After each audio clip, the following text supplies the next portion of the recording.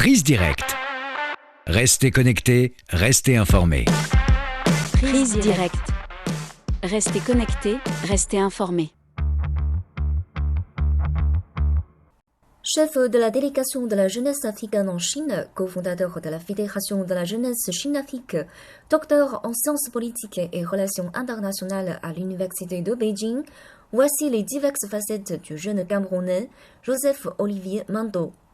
Il fait partie de la délégation d'une dizaine de représentants de jeunes africains et il est allé dans la ville chinoise de Changsha pour participer au Forum des jeunes Chine-Afrique sur l'innovation et l'entrepreneuriat, ainsi qu'une série d'activités, dont des visites à des entreprises chinoises et des sites de démonstration de la revitalisation rurale et des échanges avec des jeunes entrepreneurs chinois. Lors de son entretien donné à notre journaliste sur place, il a parlé de son évaluation de cet événement et du rôle à jouer par les jeunes dans la coopération sino-africaine. Prise directe. L'invité. Monsieur Manto a participé 2 fois de suite au Forum des jeunes Chine-Afrique sur l'innovation et l'entrepreneuriat, dont la première édition s'était tenue en 2021. L'envergure de ce forum est devenue beaucoup plus large depuis et les liens entre jeunes entrepreneurs chinois et africains se sont resserrés.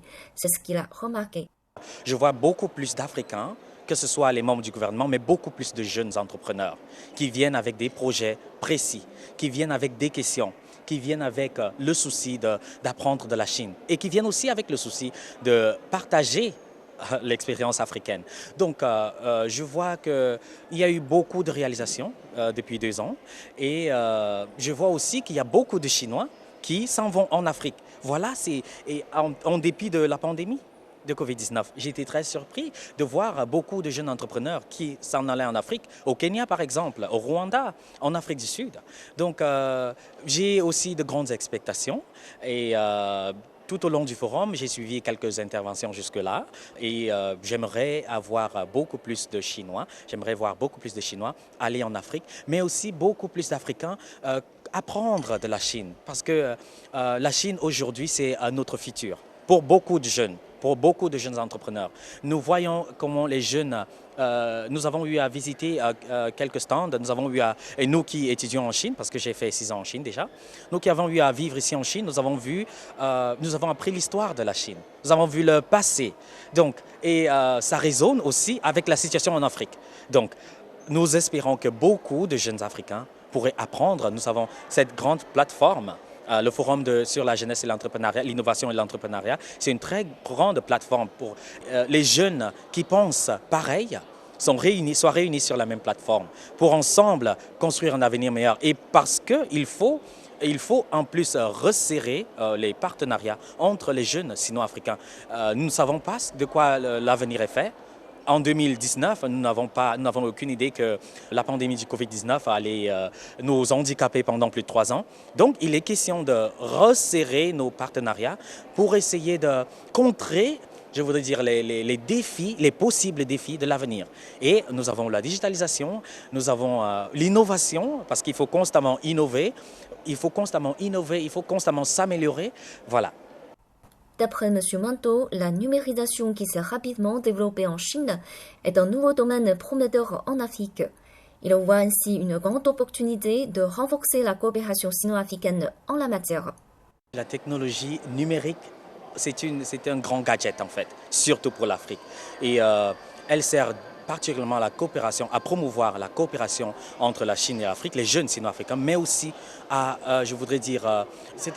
au développement surtout de l'Afrique. J'aime bien prendre l'exemple de la pandémie du Covid-19 parce que l'ère digitale s'est développée en Afrique précisément de 2020 en 2023 parce que nous avons vu le potentiel que l'ère digitale propose à l'Afrique. Et nous avons eu à voir ce que la Chine a eu à promouvoir. Nous avons eu à voir les progrès que la Chine a eu à atteindre en termes de digitalisation.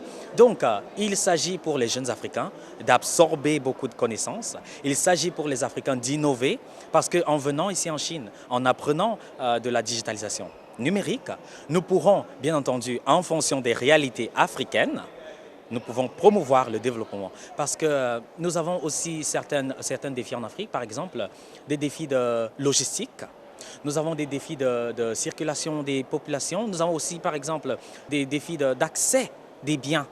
Les personnes ont certaines difficultés, n'ont pas une certaine facilité à accéder aux biens. Par exemple, je suis ici, je peux avoir un commerce en ligne, je peux faire un shopping en ligne. Mais en Afrique, par exemple, c'est encore un challenge. Donc, la digitalisation numérique, c'est une aubaine pour les Africains et depuis 2020 à 2023. Donc c'est pour ça que c'est un thème phare. Si vous avez remarqué, toute la délégation africaine a ce terme clé, digitalisation numérique, parce que nous entrevoyons améliorer la productivité de l'Afrique. Et nous voulons aussi promouvoir les produits africains à l'échelle internationale. Nous voulons aussi promouvoir les produits africains, des produits que ce soit agricoles ou pharmaceutiques, etc., dans le marché chinois. Nous avons les avocats du Kenya qui sont déjà dans le marché chinois. Nous avons les cacahuètes de l'Afrique qui sont déjà dans le marché chinois. Mais nous voulons encore beaucoup plus de produits agricoles qui rentrent dans le produit chinois. Mais par la même occasion, nous voulons aussi avoir beaucoup plus de produits chinois dans le marché africain, pour que les Africains n'aient pas besoin de se déplacer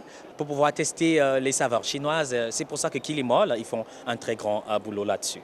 Donc la digitalisation numérique, c'est une grande opportunité pour l'Afrique et j'espère que les jeunes sino-africains et aussi par la coopération sino-africaine, nous venons de signer avec la Fédération des jeunes de la province de Hunan, nous voulons aussi promouvoir cette digitalisation. Et vous savez que la digitalisation, ça couvre beaucoup de domaines, et surtout l'éducation aussi, parce que l'éducation, c'est un domaine phare pour l'Afrique. Nous voulons beaucoup d'Africains qui apprennent de l'expérience chinoise, parce que nous sommes en train de vivre ce que la Chine a vécu il y a quelques années. Et donc c'est un exemple à suivre, c'est un bon partenaire, c'est la Chine ou les jeunes Chinois, ce sont nos frères, ce sont nos amis, donc main dans la main, nous pouvons évoluer, nous pouvons aller loin. Monsieur Manteau affirme que la Fédération de la jeunesse Chine-Afrique essaie de servir de pont entre la Chine et l'Afrique. En parlant de ses propres expériences en Chine, il pense que les jeunes Chinois et Africains ont aussi un rôle à jouer dans la coopération sino-africaine. Les jeunes jouent un rôle très important dans la coopération sino-africaine parce que les deux parties ont un potentiel énorme en jeunesse. Il y a beaucoup plus de jeunes qui s'intéressent à la Chine. Mais aussi nous avons beaucoup de Chinois, de plus en plus, un plus grand nombre de Chinois qui s'en vont en Afrique. Maintenant, il est question de constituer de ponts. Il est question de promouvoir la coopération parce qu'en termes de partenariat stratégique, la Chine est le premier partenaire économique de bon nombre de pays africains. Et alors, ça doit se ressentir au niveau de la jeunesse. Nous devons promouvoir ce partenariat en échangeant les expériences. C'est-à-dire, les Africains apprennent de l'Afrique. Ceux qui sont en Chine, qui étudient en Chine, doivent apprendre pas seulement la culture, la langue chinoise, mais de l'expérience, l'éthique chinoise. Vous avez parlé de mon expérience personnelle. J'ai été dans plus de 40 villages chinois où j'ai pu m'enquérir de la réduction de la pauvreté, l'expérience de la réduction de la pauvreté. Comment est-ce que ça se passe? Quelle est la particularité de certaines provinces? J'ai même eu à servir de cadre de village assistance pendant 1 mois dans la ville de Changsha, dans la province de Shanxi, dans le village de Xinxian. Voilà, donc les jeunes ont un grand rôle parce que nous devons écrire l'histoire de la coopération sino-africaine nous-mêmes. Mais nous devons aussi tabler sur nos points communs. Voilà aussi un point phare que la jeunesse, un rôle phare que la jeunesse peut jouer. Nous sommes là pour découvrir nos points communs parce que nous devons avoir un langage commun pour pouvoir épauler nos gouvernements respectifs et les plateformes respectives que la Chine et l'Afrique, les gouvernements africains et le gouvernement chinois peuvent promouvoir. Je vous ai pris l'exemple, nous avons en Afrique Ubuntu, je vous ai pris l'exemple d'un adage africain qui est autour de l'Ubuntu, ça veut dire seul, je vais vite, mais ensemble, nous allons loin. Et vous avez pu remarquer que la Chine a eu aussi à promouvoir la communauté de destin pour l'humanité, la communauté de destin pour la Chine et l'Afrique. Donc, ces termes ou ces idéologies résonnent avec aussi les pensées africaines. Alors, nous, jeunes, nous devons concrétiser cela par nos actions. Nous concrétisons cela par nos actions, nous concrétisons cela par exemple par ce genre de partenariat que nous venons de signer, nous concrétisons cela par nos déplacements, par nos initiatives. Voilà, donc je pense que les jeunes, ils ont un rôle très important à jouer et aussi il faut réécrire l'histoire, il faut écrire la vraie histoire de l'Afrique et de la Chine. C'est ainsi que prend fin notre émission. Merci de l'avoir suivi et à la prochaine.